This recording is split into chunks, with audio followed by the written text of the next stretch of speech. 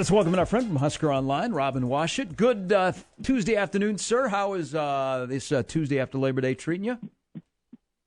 Oh, we're easing back into it after the extended weekend, but we're making it. And we're on schedule. That's all you can have. Hey, biggest takeaway from Media Scrum Tuesday with the coordinators?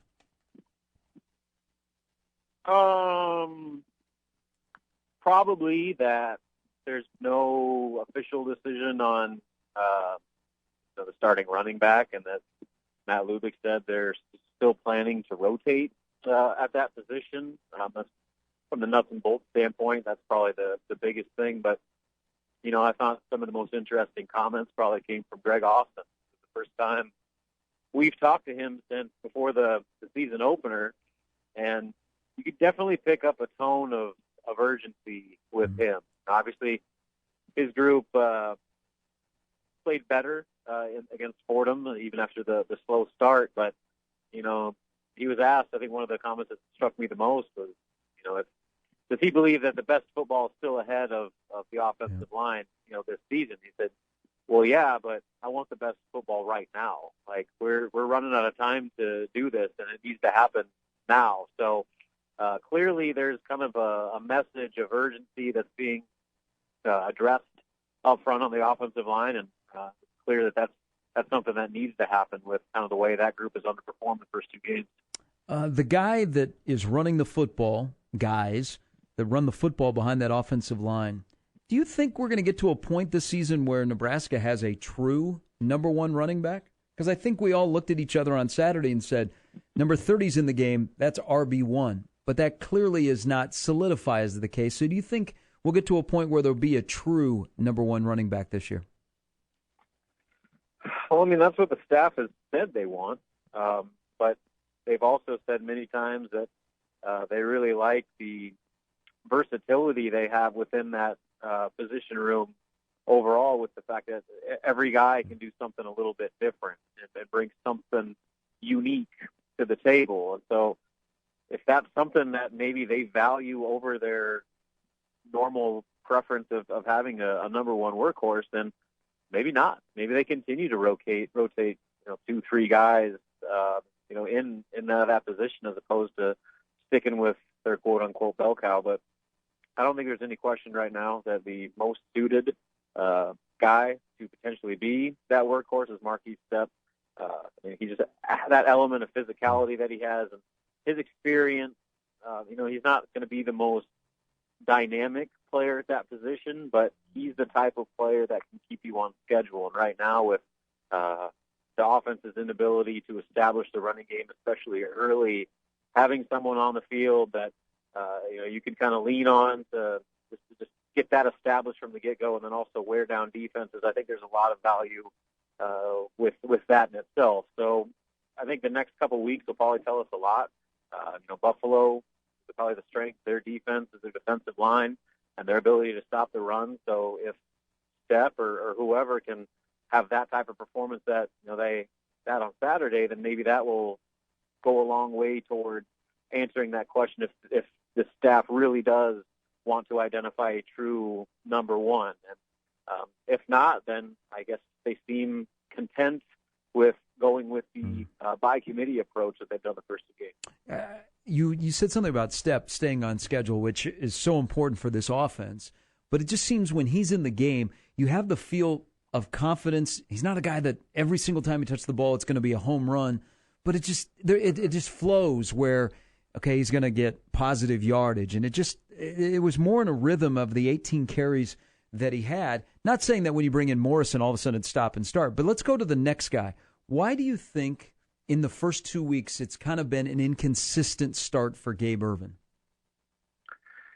Seems a little, this is my far outside perspective that, I don't know really any of the true details behind it, but it just seems to me that he's been timid, especially hitting the hole at the line of scrimmage where there's almost a little bit too much dancing, and then he can't get past the first contact where, Stepp's not necessarily missing guys miss, but he's running hard enough that he's either running through tackles or carrying tackles forward for another 2 or 3 yards. And when you add it up, those are the types of things that can be the difference for an entire offense, where when you're operating out of 2nd and 6 as opposed to 2nd and 9, that's a big deal. When it's 3rd and 2 as opposed to 3rd and 5, that's a big deal. And so, I mean, those are the types of things that I think Stepp brings to that running game more than any other back, just because of his consistency and kind of the physicality that he runs. Even the fact that he's dropped 15 pounds from last year. I mean, he's still, I think, their hardest to tackle back that they have. And when every yard is so critical for this offense right now, I think that you, in my opinion, would want to lean on the guy that's going to give you, a positive more often than not on every time he touches the ball and keep your offense on track. Vokalek, Rogers, Oliver Martin, Bando. Those are just 4 guys that have been injured that come to mind from this past weekend or the first 2 weeks. Any of those 4 you think will be back this weekend? I'm not holding out hope on Vokalek. I know when that injury first went down, I think people that I had heard from were looking at maybe that Oklahoma game as a more realistic time frame for him to return. So based off that, I would be surprised if he comes back this week. Martin, I don't know. I think he's going to literally be a game-time decision. I think it's not anything that's going to, keep him out for an overly extended period of time, but I don't know if he'll be ready just yet. And then with Bando, I believe his was just an illness. Now, I don't know what kind of illness it is, which, as we know, could very well influence that answer. But, if it was just, something short-term, then at least it doesn't sound like it's an actual, physical injury. So it shouldn't be too much longer, you wouldn't think. And then who was the other guy? Did I get them all? Yep. So Bando, Vokalek. Well, Casey Rogers would be the other one. Rogers. Yeah. They've never said what that injury was, and when you ask about it, they just say that he's close. But, considering some of the things that were buzzing around out there when that injury happened, it might be one of the maybe longer-term injuries of that group that, it might still be another few weeks before we see him out there, if that was true. So Cam Taylor-Britt has returned 9 punts for 81 yards in his career. Had another hiccup on Saturday. And I know, and I believe that the discussion after practice today, sometimes he feels like he's got to make a play. He wants to make a play.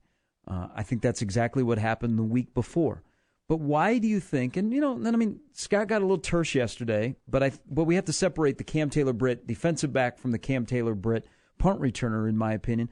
Why do you think they're so hesitant to not just to end this experiment and let him just focus on playing defense and find somebody else on the roster besides Oliver Martin that could return punts? I think that Cam Taylor-Britt is without question their best player, but it's become pretty obvious he is not their best punt returner. And no matter how dynamic you are with the ball in your hands, if you can't field a punt and you're making terrible decisions on when to field punts and when to go after a ball that's bouncing on the turf, those are the types of things that change games.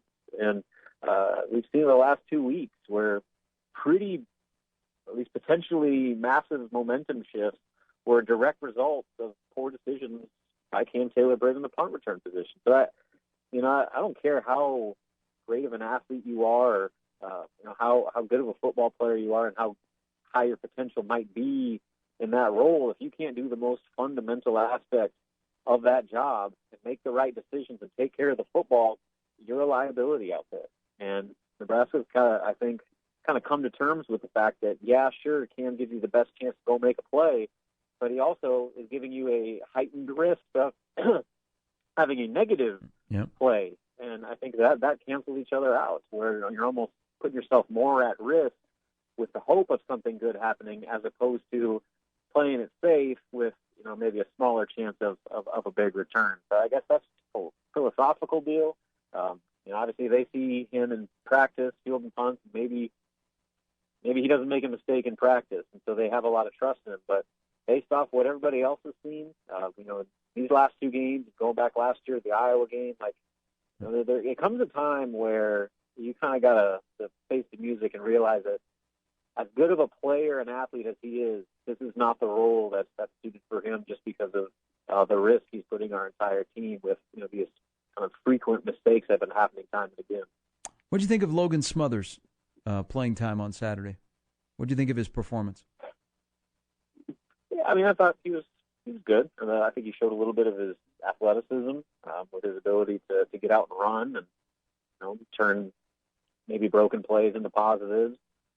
He had a couple really nice throws. I think he hit one long one on a post, but I think he also missed another one that floated on him a little bit. So, it was kind of a mixed bag, but for a guy making his very first, collegiate debut, I thought it was, the positives were far more than the negatives. And just getting the chance to get him on the field was so valuable for Nebraska. And you can say that about a lot of people, but, just given Adrian's injury history, just to give your number two guy some actual game snaps to just be out there in front of the crowd and run the offense against a live opponent. That's experience that no matter what you do, you cannot simulate. And with the quarterback position in particular, I think that there's just so much value in that. So I thought Logan did some good things, but I think big picture, just getting him that opportunity is going to be a huge boost in his development and give Nebraska a little bit more, stability and comfort in their number two guy if Adrian is to miss any more time. I like the word comfortable. I think he looked comfortable out there. Any backup guy, we would like him to create a buzz and go, oh. I thought he was comfortable, and I thought he was competent. But you can definitely see that you'd love to have him play more football. Robin Washut from Husker Online joining us. With that said, if you're looking down the road at quarterback, and let's say Adrian moves on after this year, and you're looking at a decommit over the weekend from Valen Erickson, decommitting for Nebraska, going to go to Mizzou, so you lose a guy out of the class, out of the offensive line room. But the portal has worked out good for Nebraska. How much attention do you think Nebraska starts paying even more to the portal with what the small sample size of success they've had this year, and maybe looking at their current recruiting class where it's at, trying to fill some holes that they might not be able to fill with high school guys?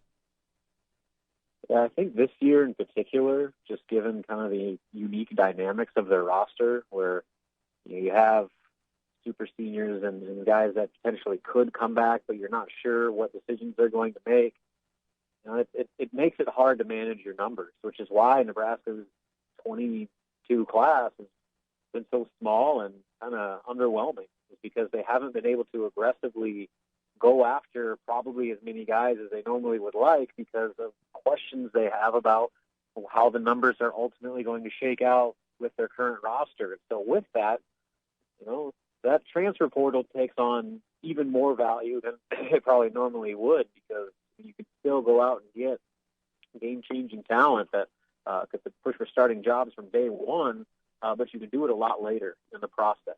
And you don't have to spend months or years recruiting a player to build relationships to go do it. The transfer market is a whole different animal with recruiting and what you're selling and the types of pitches that you need to make to get a guy.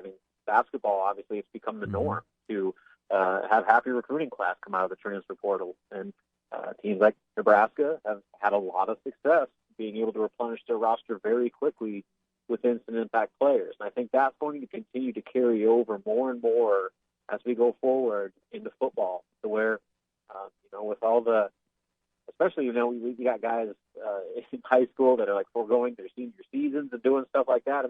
This is stuff that has never happened before on the recruiting front. And so just to have the transfer portal as a viable backup option for those elite level high school recruits, you're going to start to see more and more teams like in Nebraska utilize it significantly more going forward, just because of the luxury it provides you to not have to go all in on a guy so early when you still have questions that you need to answer with your current roster. I agree. I'm going to make you the czar of college football, the commissioner. What do we do with targeting? I don't know. Okay, if you're going to keep the rule as is, then at least change the punishment. With so much ambiguity about what a targeting penalty is and all that, where literally it's from official to official as to what is and what isn't targeting, you should probably lessen the severity of it, where you can just make it a 15-yard penalty. But to kick a guy out for an entire half of football based off a play that one official might view as a penalty and one might not, that's probably the biggest problem with the current setup of the rule as anything. I mean, you can figure out how to teach a base layer way of officiating that type of play, but that's a lot harder to do than just saying, all right, we'll just keep trying to make it a point of emphasis while also not costing players and teams, a half of football from, sometimes some of their best players. I think if you do that, maybe some of the outrage is toned down just a little bit, because you're not making it such a heavy consequence on something where literally game to game, officiating crew to officiating crew, no one knows what the definition of targeting is. Well, I think I hate the ejection rule. I think flagrant 1, flagrant 2, yellow, red card, whatever. There are some that are just strictly just a personal foul. Like when a running back lowers his head and the defender comes in and there's helmet to helmet, okay, that's a personal foul. But maybe, hey, how about a flag on the running back? I think not everything is ejectable. And if we can change that, I think we'd be fine. And still keep targeting in the game to help with, the safety of football. But to throw a guy out, I mean, last night's game between Louisville and Ole Miss became ridiculous. There was one that it was going to be called every time, and that should have been an ejection. But the other three, I was like, come on, that should be a 15-yard flag, move on, let's use the NFL rule. Yeah, I know the tier, like you said, the flagrant 1, flagrant 2, whatever it may be, I think that's got a lot of people advocating for it, just because it gives you the ability to, you can call play targeting, but then you can go back and, take it a step further and say, was there malicious intent to injure? And more often than not, the answer is no. A lot of it's just a coincidental thing where, the receiver's going low and the defender doesn't get low enough and their helmets collide. In that case, just call it a penalty and let the player stay in the game. If you're able to do that and differentiate, just the kind of bad, wrong time, wrong place type of penalties from the ones where, there are plays when everybody can see where a guy is trying to hurt something, or he's using dangerous form that is putting himself and other players at risk. And those are the types of penalties that, people don't care if you get ejected. But it's the ones where you don't even know if it's a foul or not, and the guy's getting ejected. That's I think, the biggest issue of this. So if you're able to, like I said, add another layer of evaluation to it to keep some of these players that don't deserve to be kicked out of games, either from that game or the next game, that I think at least helps address the issue in a big way. Yeah, we almost had a double targeting last night on Louisville. Well, we'll get chatted on this. Giants win total is 7. Over, under, push. 7. I'm going to say over. I think they get to 8 wins. Okay, 8 and 9. You may be in line to be in a wild card chase at the end of the year.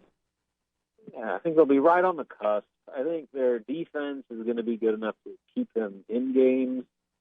If Daniel Jones is anything good, he could make a step forward. He actually has players to throw to this year. The only reason they're not going to be good, or at least the main reason, is their offensive line is absolutely terrible.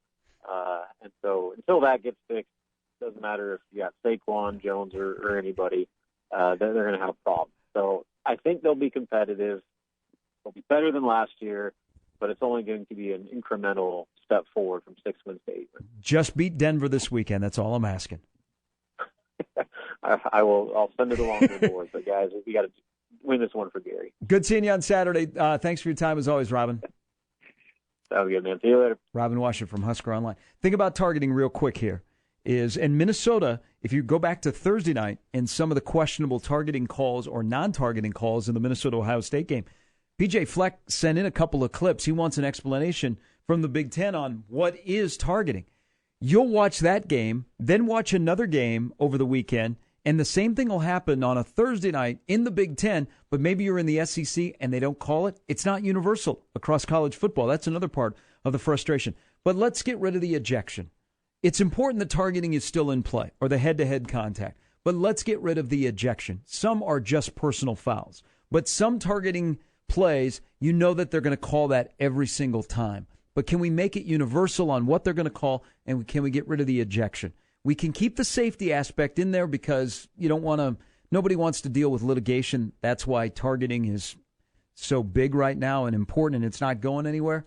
But let's clean it up so we do not penalize teams and players for a hit with a helmet that maybe is incidental contact or the running back lowered his head. We don't need to kick him out. Let's give him a 15-yard penalty. They do it again, then that's on the coaches, that's on the player, time to go.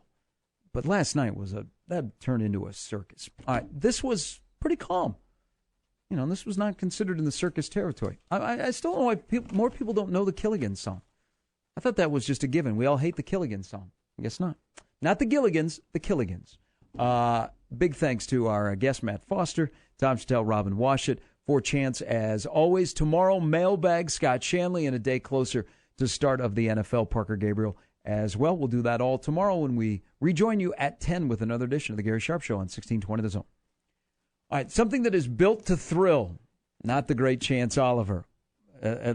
Well, maybe he is. But you want a vehicle that is built to thrill? Find it at Woodhouse Place Nissan. What are you talking about? Well, you can reserve yours today, whether the Frontier or the all-new Pathfinder.